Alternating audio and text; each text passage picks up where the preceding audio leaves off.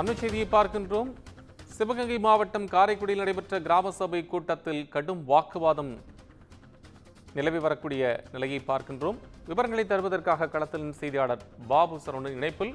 உங்கள் தகவல். வணக்கம் கோபால். சிவகங்கை மாவட்டம் காரைக்குடி அருகே உள்ள இளங்குடி என்ற கிராமத்தில் இன்று கிராம சபை கூட்டம் வட்டார வளர்ச்சி துணை அலுவலர் கணேசன் தலைமையில் அவரோட முன்னிலையில் இளங்குடி பஞ்சாயத்து தலைவர் ஜோசப் தலைமையில் இன்று கிராம சபை கூட்டம் நடந்தது. இந்த கிராம சபை கூட்டத்தில் பங்கேற்ற பொதுமக்கள் கடந்த அக்டோபர் 2ஆம் தேதி நடைபெற்ற கிராம சபை கூட்டத்தில் 7 பேர் மட்டுமே பங்கேற்றதாகவும், ஆனால் 103 பேர் பங்கேற்றதாக கையெழுத்து பெற்று உள்ளதாகவும், அதனால் வீடியோ எடுத்து இந்த கிராம சபை கூட்டத்தை வீடியோ எடுக்க தொடங்கியுள்ளனர்.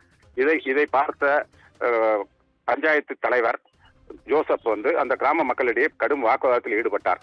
அதனைத் தொடர்ந்து பல்வேறு முறைகேடுகளும் கிராம சபை அந்த பஞ்சாயத்தில் இளங்குடி பஞ்சாயத்தில் நடைபெற்றுள்ளதாகவும் அந்த மக்கள் அங்கு வாக்குவாதத்தில் ஈடுபட்டனர். அதனைத் தொடர்ந்து ஜோசப் என்பவர் கிராம சபை கூட்டத்தை கலைத்துவிட்டு உடனடியாக அங்கிருந்து வந்த வட்டார வளர்ச்சி உதவி அலுவலர் கணேசனுடன் வெளிநடப்பு செய்தார். அப்பொழுது வெளியே செல்லும் பொழுது ஜோசப் அங்கிருந்து அவருக்கு ஆதரவான 100 நாள் வேலை திட்டத்தில் பணிபுரியும் பெண்களை அழைத்து இவர்களை தாக்குங்கள் என்று கூறி சென்ற சம்பவம் காவல்துறையினர் முன்பே ஏற்பட்ட சம்பவம் பெரும் பரபரப்பை ஏற்படுத்தியுள்ளது. கோபால், நன்றி பாபு சரவணன், உங்கள் விவரங்களுக்கு.